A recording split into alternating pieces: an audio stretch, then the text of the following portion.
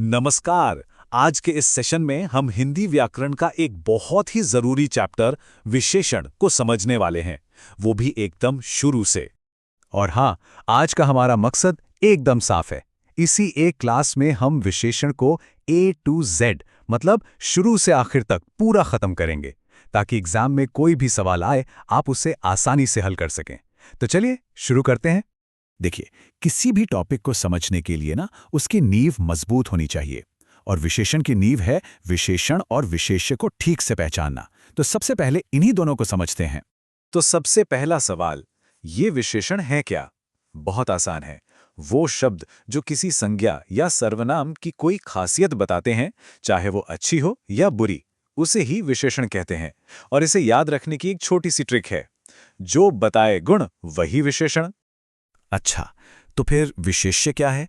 अरे, विशेष्य वो संज्ञा या सर्वनाम है जिसकी तारीफ या बुराई हो रही हो, मतलब जिसके बारे में बात की जा रही हो। इसकी भी एक मस्त ट्रिक है। जिसकी बात हो रही है वही विशेष्य। समझ लीजिए, वाक्य का हीरो ही विशेष्य है। चलिए इस उदाहरण से समझते हैं। यहां लिखा है सुंदर बच्चा, तो बताइए बात किसकी हो रही है? बच्चे की। तो बच्चा क्या हुआ हमारा? विशेष्य। और उस बच्चे की खासियत क्या है? कि वो सुंदर है, तो सुंदर हो गया विशेषण। है ना एकदम आसान। कई बार ना परीक्षा में बहुत सीधे सवाल पूछ लिए जाते हैं जो हमें कंफ्यूज कर सकते हैं। जैसे कि क्या आप जानते हैं कि विशेषण का एक और नाम भी है? सोचिए जरा। इसका सही जवाब है विशेषक। जी हाँ, विशेषण को विशेषक भी कहते हैं। इसको दिमाग में बिठा लीजिए, या आपका एक नंबर पक्का करा सकता है। ठीक है, तो विशेषण और विशेष्य तो समझ आ गया। अब एक कदम और आगे बढ़ते हैं और समझते हैं प्रविशेषण को, जिसे हम अपनी भाषा में कह सकते हैं विशेषण का बूस्टर। प्रविशेषण वो शब्द होते हैं जो विशेषण की भी विशेषता बताते हैं, मतलब ये विशेषण से ठीक पहले लगते हैं और उसके असर को और मजबूत कर देते हैं या कभी-कभी कम भी कर देते हैं। ये विशेषण को समझिए सुपर स्पेशल बना देते हैं। जैसे अच्छा तो एक विशेषण है, लेकिन अगर हम कहें बहुत अच्छा, तो यहां बहुत शब्द ने अच्छा के लेवल को और बढ़ा दिया। इसी तरह बेहद सुंदर, कम ठंडा या अत्यंत कठिन, ये सारे शब्द बहुत, बेहद, कम, अत्यंत, ये सब प्रविशेषण हैं। और अब आती है एग्जाम की सबसे काम की ट्रिक। किसी भी वाक्य में इन तीनों को पहचानने के लिए बस ये 3 सवाल पूछिए।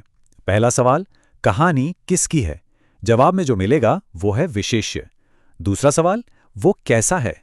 जवाब में मिलेगा विशेषण। और तीसरा सवाल, कितना ज्यादा या कितना कम? जवाब में मिलेगा प्रविशेषण। इस ट्रिक से कभी कोई गलती नहीं होगी। चलिए अब विशेषण के प्रकारों को देखते हैं। सबसे पहले हम जानेंगे कि वाक्य में जगह के हिसाब से विशेषण कितने तरह के होते हैं।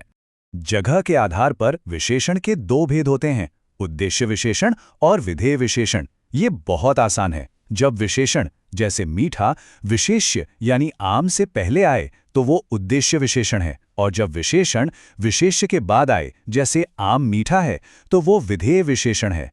बस जगह का ही तो फर्क है। अब आते हैं सबसे जरूरी हिस्से पर, प्रयोग के आधार पर विशेषण के भेद। यकीन मानिए, ज्यादातर सवाल यही से बनते हैं। तो मुख्य तौर पर प्रयोग के आधार पर विशेषण 4 तरह के होते हैं: संख्यावाचक, परिमाणवाचक, गुणवाचक और सार्वनामिक विशेषण। चलिए एक एक करके सबको आराम से समझते हैं। पहला है संख्यावाचक विशेषण। इसके तो नाम से ही सब साफ है। जो विशेषण किसी की संख्या या गिनती बताए वो संख्यावाचक है। जैसे 4 लड़के या पहला स्थान, सीधी सी पहचान है। जहां गिनती वहां संख्यावाचक। दूसरा है परिमाणवाचक विशेषण। ये उन चीजों के बारे में बताता है जिन्हें हम गिन नहीं सकते, बल्कि मापते या तोलते हैं। मतलब ये मात्रा बताता है, जैसे 2 किलो चीनी या थोड़ा पानी। और हां, यहां एक बहुत जरूरी बात पर ध्यान देना है। 2 शब्द हैं, परिमाण और परिणाम। परिमाण का मतलब है मात्रा यानी क्वांटिटी, और परिणाम का मतलब होता है नतीजा यानी रिजल्ट। एग्जाम में अक्सर इन दोनों में कंफ्यूज किया जाता है, तो सावधान रहिएगा। तीसरा प्रकार है गुणवाचक विशेषण, जो सबसे आम है। जो विशेषण किसी का कोई भी गुण, दोष, रंग, रूप या आकार बताए वो गुणवाचक कहलाता है। जैसे ईमानदार व्यक्ति में ईमानदारी एक गुण है, और चालाक लड़का में चालाकी भी एक गुण ही मानी जाएगी। तो अच्छा हो या बुरा, दोनों गुणवाचक हैं। और हमारा चौथा और आखिरी प्रकार है सार्वनामिक विशेषण। ये थोड़ा सा अलग है, ध्यान से सुनिएगा। जब कोई सर्वनाम शब्द किसी संज्ञा से ठीक पहले आकर उसकी तरफ इशारा करता है तो वो सर्वनाम सर्वनाम नहीं रहता, बल्कि सार्वनामिक विशेषण बन जाता है। इसका एक सीधा सा फॉर्मूला है, सर्वनाम के तुरंत बाद संज्ञा। बहुत बढ़िया, हमने सारे जरूरी कॉन्सेप्ट्स को समझ लिया है। अब एक तेज रफ्तार वाला रिवीजन करते हैं ताकि ये सब दिमाग में अच्छे से छप जाए। चलिए मेरे साथ साथ दोहराइए। जो गुण बताए वो विशेषण, जिसकी बात हो रही है वो विशेष्य, और जो विशेषण की ताकत बढ़ाए वो प्रविशेषण। एकदम सही। और अब चारों प्रकारों का फटाफट रिवीजन।